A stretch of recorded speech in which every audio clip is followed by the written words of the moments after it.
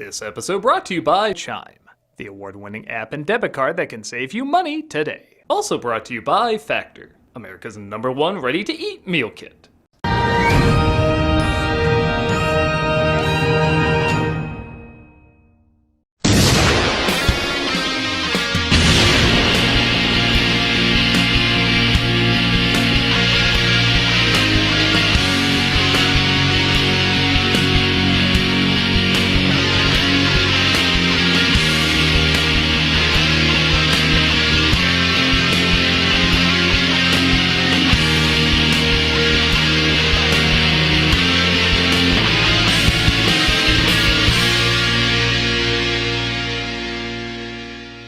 Hello, I'm the Nostalgia Critic guy. Remember it so you don't have to.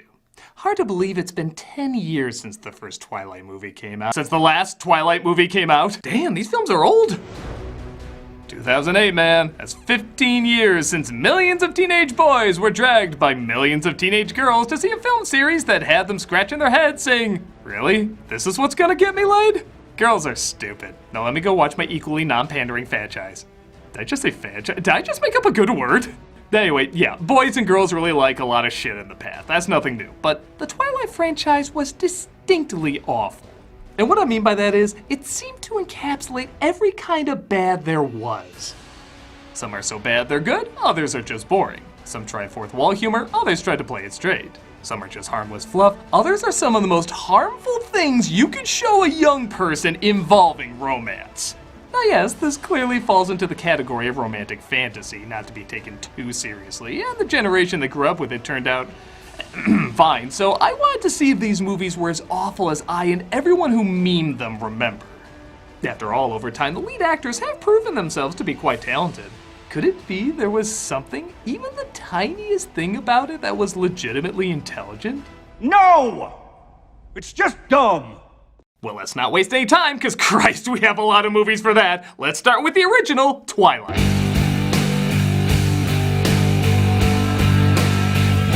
Based on the 2005 young adult novel, I'll admit I had no idea what to expect from this film.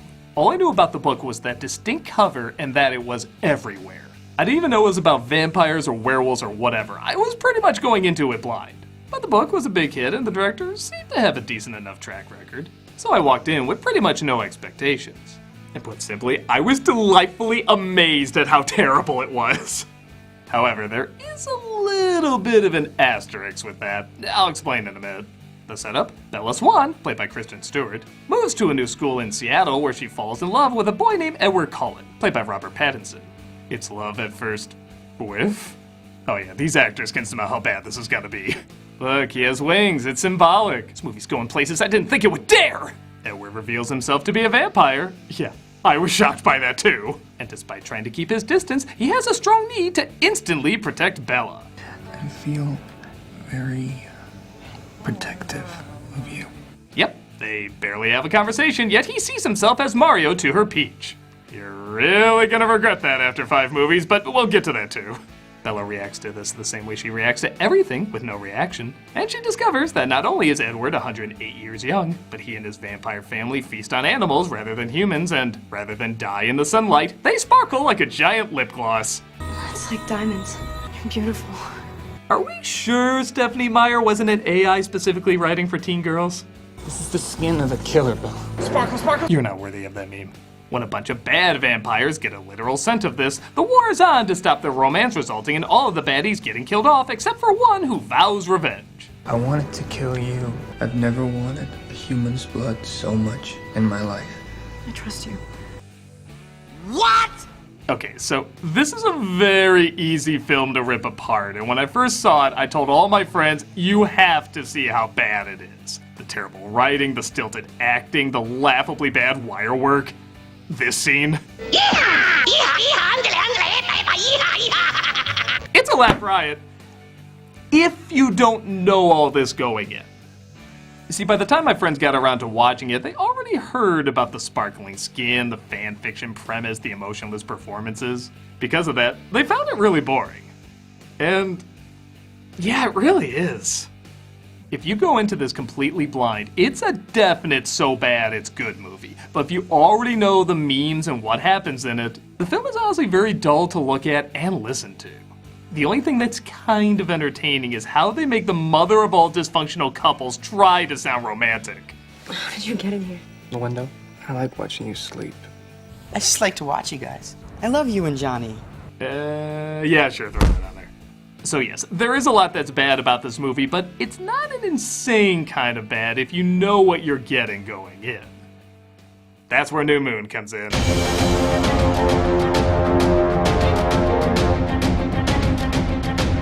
Released only 1 year later, and man does it show.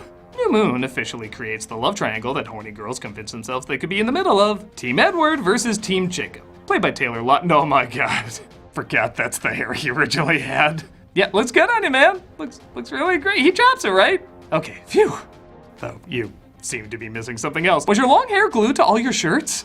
No, really, I'm not kidding. Jacob being shirtless in this is like the ice puns in Batman and Robin. You think, nah, that can't be the majority of the movie, but it sure as hell is. And just like that, Batman, get used to those nipples. They're gonna be looking at you for a while. Nudist colonies cover up more than Jacob.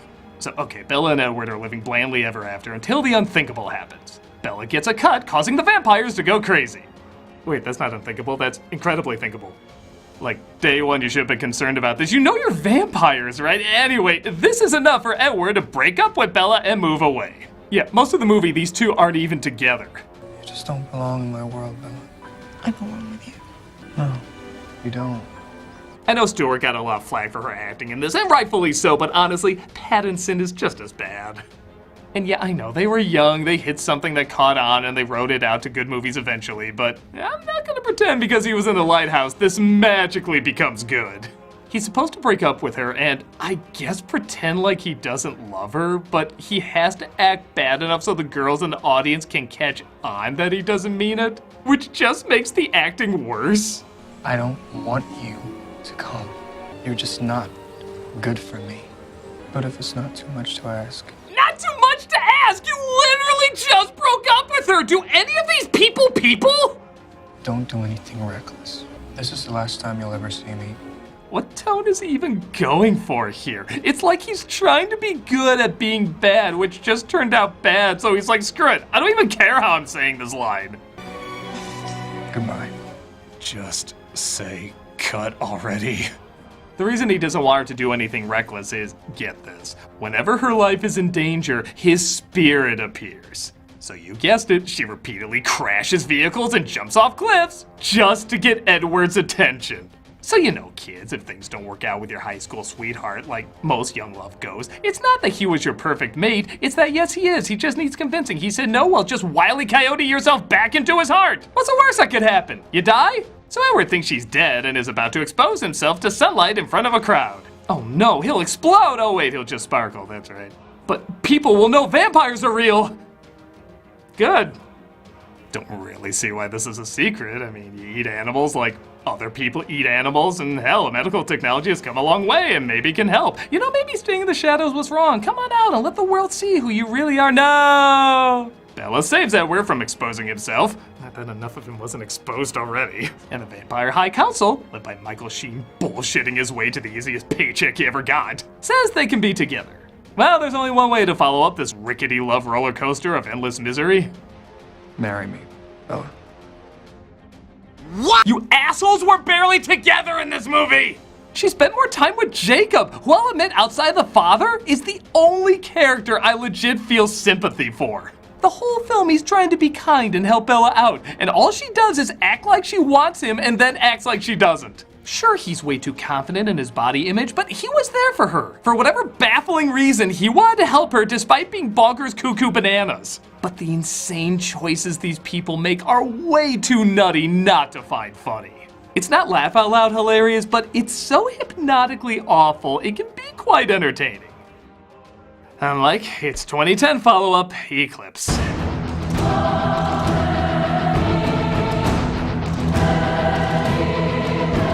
Eclipse in some respects is the worst kind of Twilight movie, a self-aware one.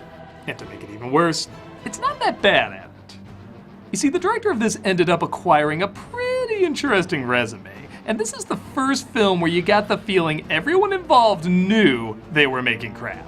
When I read it, it was like it was a book that wasn't supposed to be published. I've probably made 5 really good films. What am I doing with this kid? I'm 108 years old. Kind of ignore their duties instantly. They just want to bone. It's the most ridiculous situation. Millions of Twilight fans out there, they don't want it to be over. It's a little bittersweet, isn't it? For them. Yeah. Now, they stuck it out. They gave audiences what they were looking for, but there is a cynicism that at first is kind of welcomed. Like Edward asking if Jacob ever wears a shirt. Doesn't he own a shirt?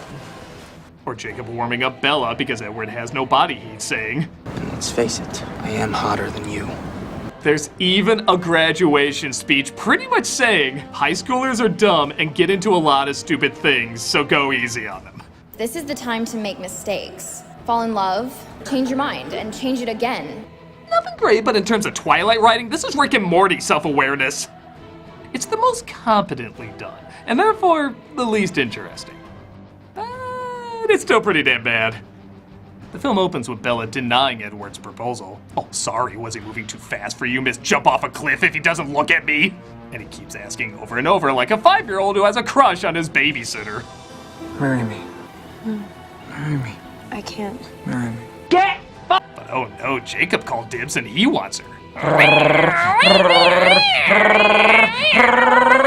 And things get worse when that evil vampire from the first film wants revenge. Oh yeah, wasn't that like a big thing at the end of the first film? Like, oh, she's gonna get him, just you wait, and then they forgot about her in movie 2. Well, she's back in movie 3! Yeah, if you called her the League of Shadows, this suddenly be brilliant. And they have an amazing plan to throw her off their trail. Have Jacob carry Bella, shirtless of course, so her scent will be disguised by his scent. Your scent will mask mine if you carry it. Oh, the wolf coming up. Yeah, we were gonna have you two bone like, well, a Twilight porno parody, but what do you think this is? A Twilight porno parody? Is this a trick question? No, that'll be the next one.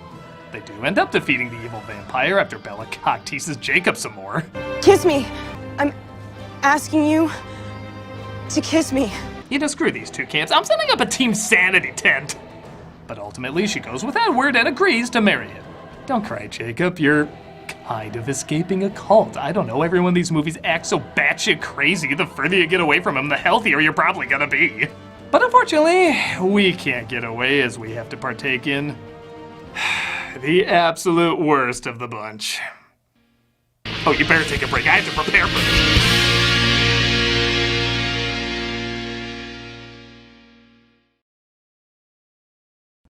Hey there, what's the first thing you do when you wake up? Is it checking your credit score? Didn't think so. At Chime, that's exactly what they do. With a secured Chime Credit Builder Visa credit card, you can start to build credit with your own money. Chime reports your payments to credit bureaus to help you build credit over time. Their members see an increase of 30 points on average. All of this with no annual fees, large security deposits, or credit checks to apply. Are you really still going?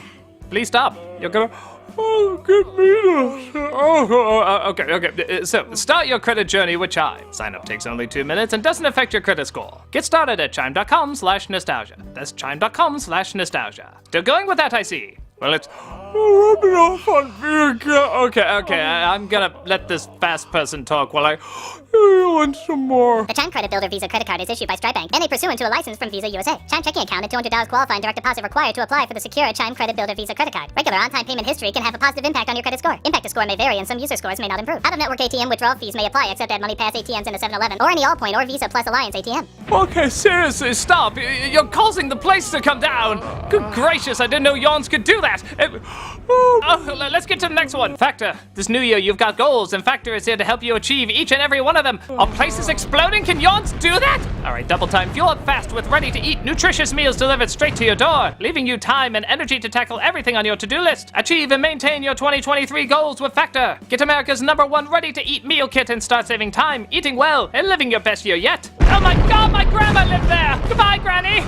Too busy to cook? With Factor, skip the trip to the grocery store, and skip the chopping, prepping, and cleaning up too. Factor Factor's fresh, never frozen meals are ready in just 2 minutes, so all you have to do is heat and enjoy. I just saw a mosquito burst into flames from yawning. This isn't life! No matter your lifestyle, Factor has delicious flavor-packed meals to help you live it to the fullest with keto, calorie-smart, vegan and veggie, and protein plus options on the menu each week. Prepared by chefs and approved by dietitians, each meal has all the ingredients you need to feel satisfied all day long. My toes on fire! Okay, better. With 34 chef-prepared, dietitian-approved weekly options, there's always something new to try. Plus, you can round out your meal and replenish your snack supply with an assortment of 36 plus sweets, smoothies, juices, and more satisfying add-ons. Not like this, not like this. Want to cut back on takeout? Get Factor instead. Not only is Factor cheaper than takeout, but meals are ready faster than restaurant delivery in just 2 minutes. Eating vegan or veggie is a snap with Factor, because each meal is prepared by chefs and approved by dietitians. You know that your Factor meal has all the ingredients you want and nothing you don't. And if you want to mix it up, you can add a protein to select vegan and veggie meals each week. I can't breathe. The smoke is killing me. But what's not killing me is Factor. I segued that one like a pro. Get Factor and enjoy clean eating without the hassle. Simply choose your meals and enjoy fresh, flavor-packed meals delivered to your door, ready in just 2 minutes. No prep, no mess. This is end time, so listen closely to the deal. Head to factormeals.com/nostalgia50 and use the code nostalgia50 to get 50% off your first box. That's code nostalgia50 at factormeals.com/nostalgia50 to get 50% off your first box. Goodbye.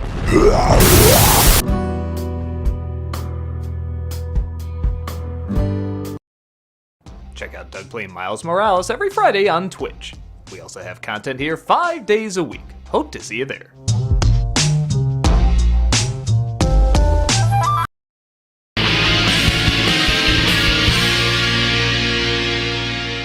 So in 2011, Breaking Dawn Part 1 was released. It was 2 parts because Harry Potter did it. You know, not having enough movies, and then everyone was like, oh, I didn't know we could money this way. 2 parts it is. Anyway, Breaking Dawn Part 1 is easily the worst one.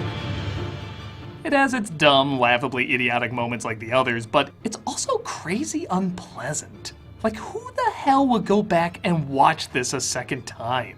I remember looking forward to watching this and laughing my ass off like the other movies, but this was one of the most unenjoyable experiences I ever had watching a film. What the hell director put this together? That totally tracks.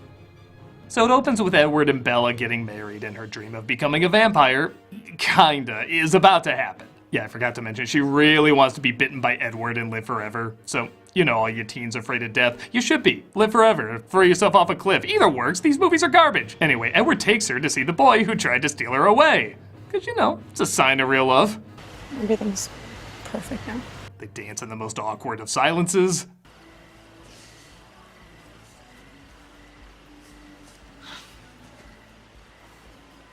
My heart's as warmed as Dippin' Dots. And then he starts yelling at her and manhandling her because she says she's gonna bonk Edward while she's still human. It's really none of your business. You are joking. You can't be serious, Bella. Tell me you're not that stupid. You see what I mean? It's instantly miserable. Now it does bounce back with some of that fun Twilight craziness as when Bella and Edward finally do the deed, it results in this. That's the kind of stupidly fun stupid I'm looking for. It gets uncomfortable again, though, when she's covered in bruises. Edward's ashamed, and Bella's like, nah, I love it. Don't ruin this. I've already ruined it. I mean, it was amazing for me. Which, okay, I guess it's consensual and everything, but does anyone else feel odd an audience of teens are watching a boy leave bruises on a girl during a lovemaking scene and the film's like, this is fine? Why can't you see how perfectly happy I am? I don't know, maybe I'm overthinking it, but things get complicated when she discovers a little Vlad is cooking in the oven. I know that it's impossible, but I think that I'm pregnant. At first I didn't know what they were talking about when they were saying this is impossible as, yeah, vampires can't produce babies, but they can't sparkle and should be able to turn to bats and sleep in coffins and hypnotize people. I really thought they were just vampires in name only. How was I supposed to know you're suddenly sticking to the script? Regardless, everyone acts like a little demon is growing inside her, and again, there's just this relentless nastiness to the movie. Carla will get that thing out. Thing. What is it? Take it out of her. The fetus isn't good for Bella. I can see what that thing's doing to you. I can feel him. I don't know what it's trying to do or say, but it's the equivalent of Captain Planet talking about AIDS. You're clearly not talented enough to talk about it. So yeah, the baby is sucking the life out of her. The rest of the movie is pretty much just watching her die while she gives birth. Get him out now! How romantic. And after she does finally pop the kid out, Jacob goes to kill this thing. Like, what is happening? And then, I honestly don't know how to explain this. He sees the baby and instantly falls in love. That is awful. I shit you not. They call it imprinting, and Jacob is destined one day to be this kid's special fuzzy friend. Ew, please let that be the end of your speech. Honestly, I had such a hard time following it and hated everything else so much, I couldn't even register what the hell it was saying. The only thing I remember about this ending is that it did lead to one cool shot after Edward bites her and turns her into a vampire. That is a cool final image. In a multitude of terrible. Seeing this again just brought back all the uncomfortable feelings I had watching it the first time. There is just nothing enjoyable about it. The final installment better get back to the bullshit I'm used to. Now this is the trash I signed up for. In 2012, the final installment, Breaking Dawn 2, was released. Like the others, it's quite bad, but it is hands down the most entertainingly bad. I couldn't believe this was the same director as the previous one. I mean, apart from it being dog shit, but it's some of the wackiest canine feces this film could throw at you. After Bella becomes a vampire, she visits her baby daughter. If that's what you can call this, when did this become a Baby Geniuses movie? Oh, and if you're wondering why they went CG with this and didn't just get a real baby, it was actually to cover up a worst effect. I shit you not, this was the original baby they had.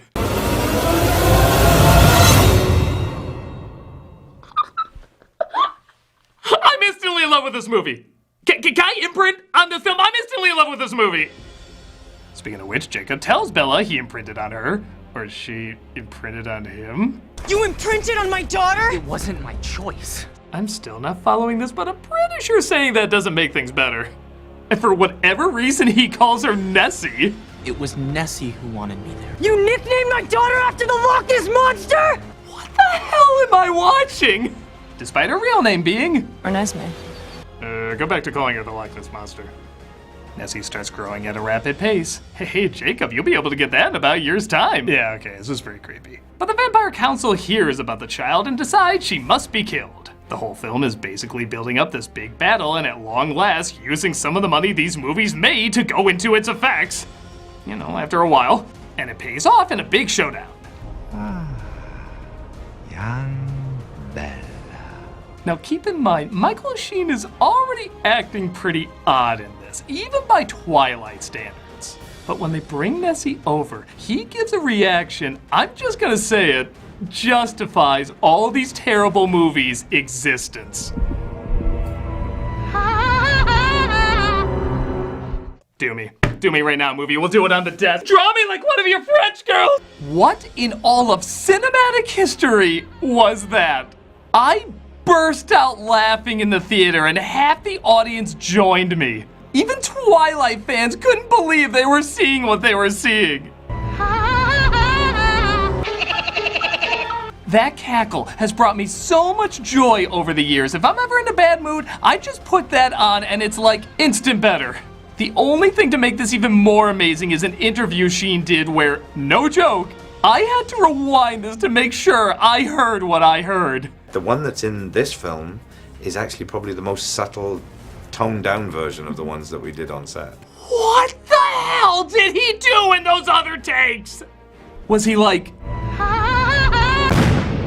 I am going on a National Treasure style hunt to find that footage?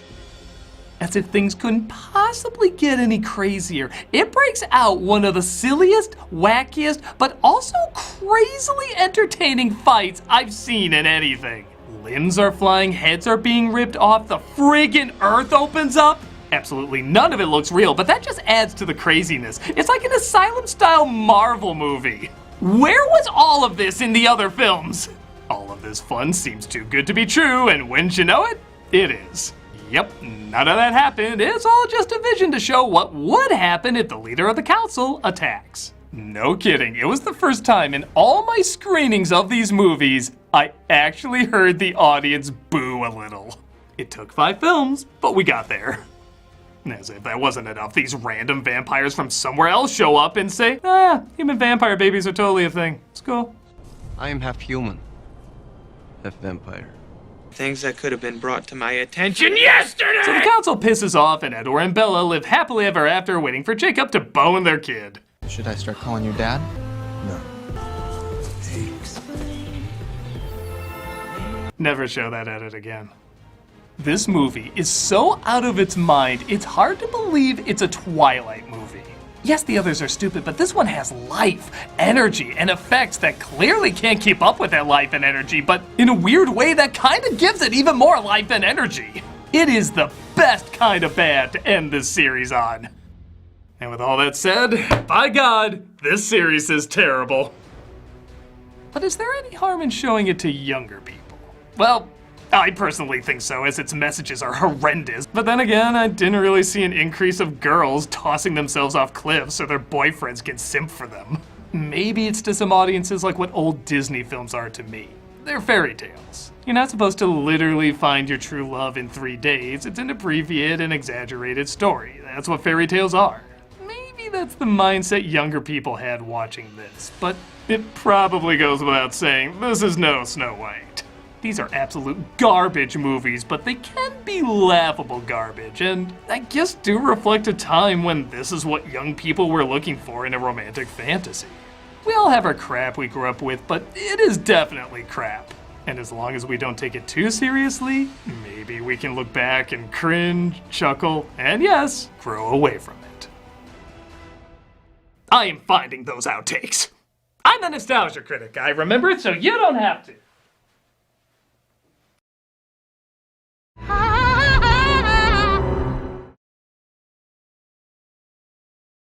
We're still doing cameos for charity, and this month we're doing Code Angels. This one was actually started by a friend of mine several years ago. Code Angels buys new warm winter clothing for Chicago's children in need. It's helped over 4,000 kids, but that's only a fraction of how many more still need help. Even though it's February, winter still gets crazy cold around here. We actually just had snow a few days ago. And so many children deserve to feel warm, and you can help them out with that. So if you want a video of me saying happy birthday or good luck or whatever, click on the link below and be giving to a good cause. And even if you're like, no, I hate your face, well, consider giving to this charity anyway. It's a wonderful organization doing wonderful things. Check them out when you get a chance and see all the incredible things they accomplish.